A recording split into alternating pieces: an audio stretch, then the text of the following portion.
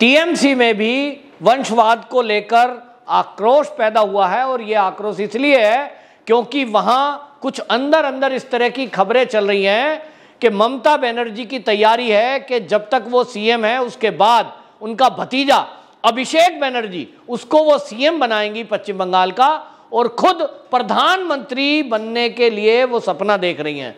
और इसके लिए जो टीएमसी के कार्यकर्ता हैं वो ट्वीट करते हैं, वो मैसेज लिखते हैं और बयानबाजी कर रहे हैं कि 2036 तक ममता बनर्जी सीएम रहेंगी पश्चिम बंगाल की, और उसके बाद अभिषेक बनर्जी सीएम बन जाएंगे और फिर ममता दीदी देश की पीएम बन जाएगी।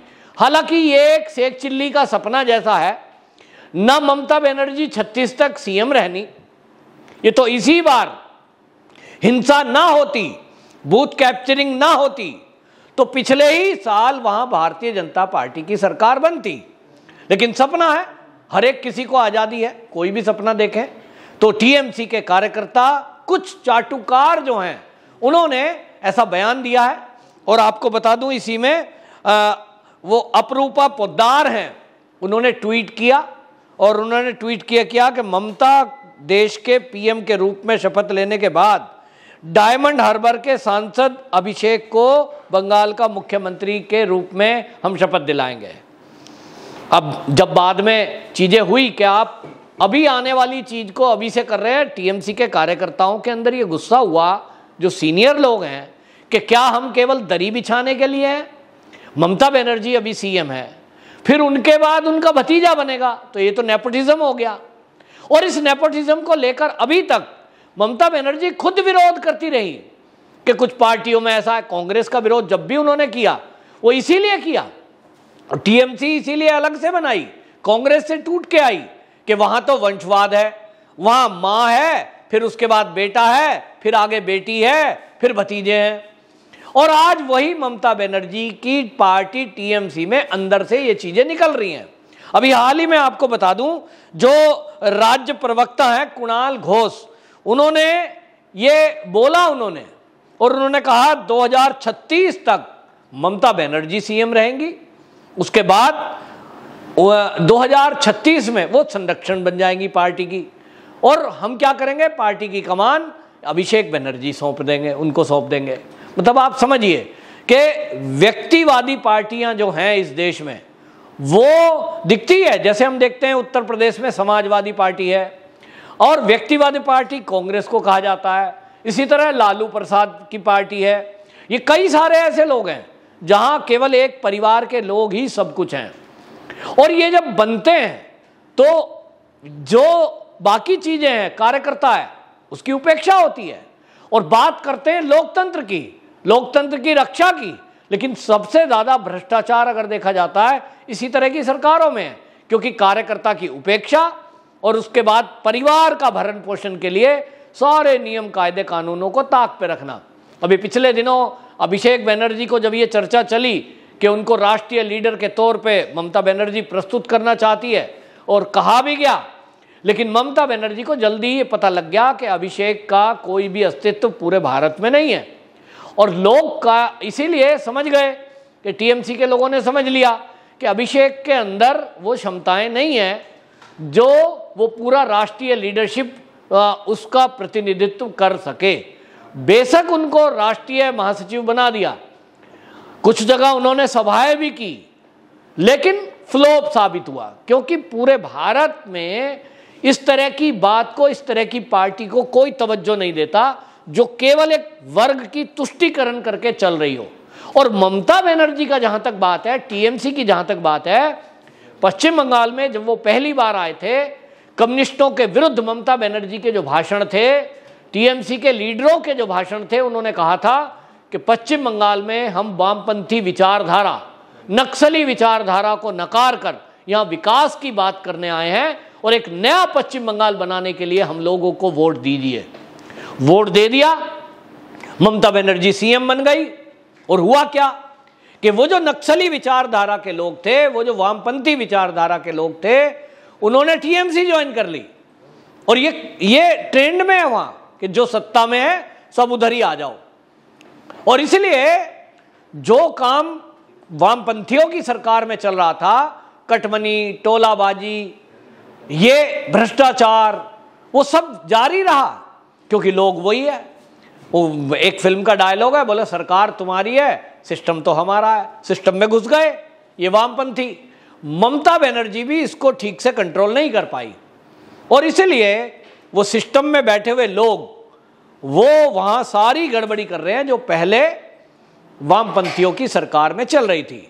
और इसीलिए हमने देखा कि चुनाव के बाद या चुनाव के पहले जो पश्चिम बंगाल में हिंसा हुई, उसमें विशेष तौर पे हिंदुओं को ही टारगेट किया गया, हिंदुओं के घर जलाए गए, हिंदुओं को मारा पीटा गया, उनकी दुकानें लूट ली, महिलाओं के साथ बलात्कार हुए।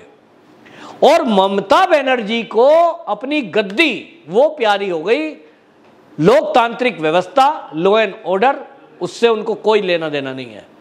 और एक तरह से जो ममता बनर्जी की छवि बनी वो ये कि घुसपैठिए जो बांग्लादेश से आ रहे हैं, जो रोहिंग्या आ रहे हैं, ये उनकी वोट के ऊपर इस तरह से फोकस रखे हुए जैसे वही सरकार बनवा रहे हैं, बाकी लोग तो बेकार हैं।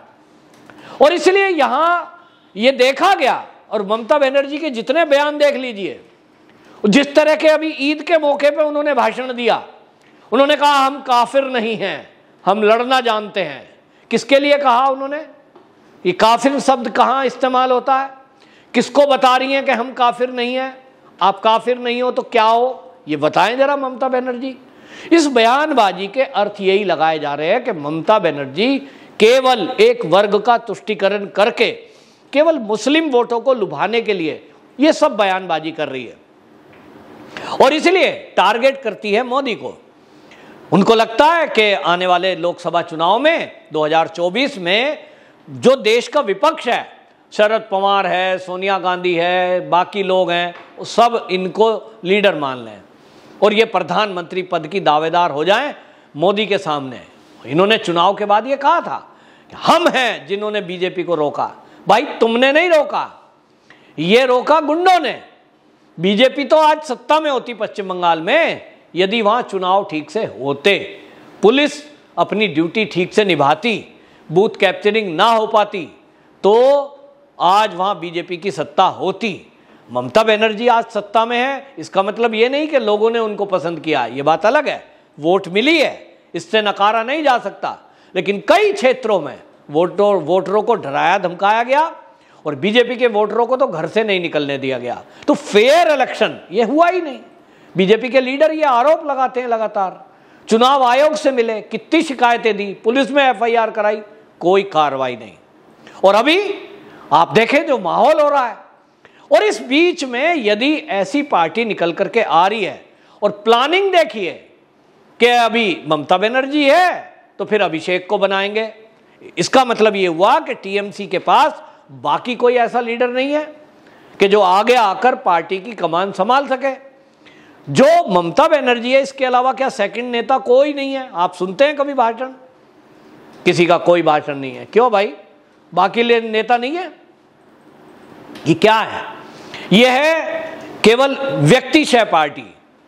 और इसीलिए अब टीएमसी में जब ये चर्चा चली कि अभिषेक बनर्जी अगले उत्तराधिकारी होंगे ममता बनर्जी के, तो लोगों के अंदर से ये आक्रोश फूटने लगा है कि आखिरकार इस तरह की चर्चा करने वाले, हो सकता है उनका ये व्यक्तिगत राय हो सकता है वो ममता बनर्जी को खुश करने के लिए इस तरह की बयानबाजी कर रहे हो सकता है ये चापलूसी हो। लेकिन अगर ये सच है और ऐसा ममता बनर्जी के मन में विचार है, प्लानिंग का हिस्सा है जो चीज बाहर आई है, और ये लगता है, ये लग भी रहा है कि जिस तरह से उन्होंने महासचिव पोस्ट घोषित कर दी थी और जिस तरह से उन्होंने कहा कि ये अगला लीडर है, लोगों को साफ मैसेज गया। बाद में जब लगा कि भाई ये तो गड़बड़ी हो गई, इससे टीएमसी में अंदर आक्रोश फूट सकता है, तो चीज़ों को वापस किया गया, सारी इकाई भंग कर दी गई। टीएमसी की जो पश्चिम बंगाल की इकाई है वो सारी भंग करी, तब ये आक्रोश रुका है। लेकिन ये आक्रोश थोड़े दिन के लिए ठहरा है। लोगों को अगर उचित पोस्टें नहीं दी गई तो टीएमसी के कार्यकर्ता जो सूत्र हैं बता रहे हैं पश्चिम बंगाल के कि यदि लोगों को उचित स्थान सम्मान पार्टी में नहीं दिया गया तो निश्चित रूप से ये बड़ा आक्रोश बनकर फूटेगा और ये ममता बनर्जी के लिए आखिरी ये चुनाव होगा जो अब आगे आने वाले समय में होगा। और 2024 की अगर बात करें तो लोकसभा चुनाव, इसके पहले जिस तरह के माहौल हालात चल रहे हैं, हालांकि ज़्यादातर लोगों का कहना यह है कि लोकसभा चुनाव के पहले अगर ये हालात नहीं सुधरे, जो हिंसा हो रही है इस पे काबू नहीं पाया गया, लॉ एंड ऑर्डर की सिचुएशन ठीक से नहीं की गई, पुलिसिया सिस्टम को ठीक नहीं किया गया, तो केंद्र मजबूरी में वहाँ राष्ट्रपति शासन लगाएगा, तभी वहाँ लोकसभा चुनाव ठीक से हो सकते हैं। क्योंकि जो विधानसभा के चुनाव हुए थे उसमें जिस तरह की हिंसा हुई, बूथ कैप्चरिंग हुई, वो देखा सबने। ऐसी स्थिति में चुनाव कराना बेमानी है। तो ये माना जा रहा है कि एक तरफ इस तरह के हालात हैं, कभी भी राष्ट्रपति शासन लगाया जा सकता है, दूसरी तरफ बुआ भतीजे के अंदर की महत्वाकांक्षा सामने आ रही है कि वो आगे जन्म जन्म तक 2036 बताइए, आज से ही ये इतने लंबी चौड़ी प्लानिंग करके बैठे हैं कि बुआ के बाद भतीजे को पार्टी की कमान दे दी जाएगी। तो लोगों का कहना है बाकी कार्यकर्ता क्या केवल दरी बिछाने के लिए हैं? अगर ये आपस में परिवार एक पार्टी का सर्वे सर्वा है तो उनका क्या काम है, उनका महत्वपूर्ण रोल नहीं है क्या? ये सब सवाल उठते रहे हैं। लेकिन हमने देखा है कि जैसे चाहे कांग्रेस हो, चाहे समाजवादी पार्टी हो, फिर चाहे टीएमसी हो, यहाँ कोई बोलने वाला खुलकर नहीं है। और ये तब तक है जब तक हाथ में पावर है, उसके बाद लोग खुलकर बोलते भी हैं।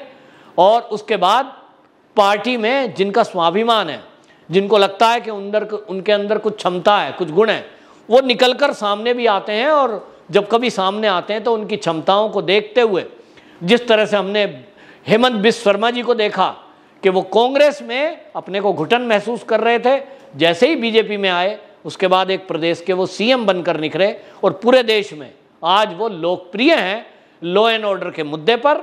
और जिस तरह की योजनाओं को उन्होंने प्रभावी रूप से वहाँ लगाया है, तो निश्चित रूप से जब ये परिवारवाद की छोड़कर पार्टियों को लोग लोकतांत्रिक पार्टी में आते हैं तो उनको वहाँ पूरा सम्मान भी मिलता है और अपनी कार्य क्षमताओं को दिखाने का मौका भी मिलता है। टीएमसी में भी अब इस तरह की विचार होने लगी है और निश्चित रूप से हम मान रहे हैं कि लोकसभा चुनाव के पहले जरूर टीएमसी के जो वरिष्ठ कार्यकर्ता हैं वो भारतीय जनता पार्टी का रुख कर सकते हैं। वंदे मातरम।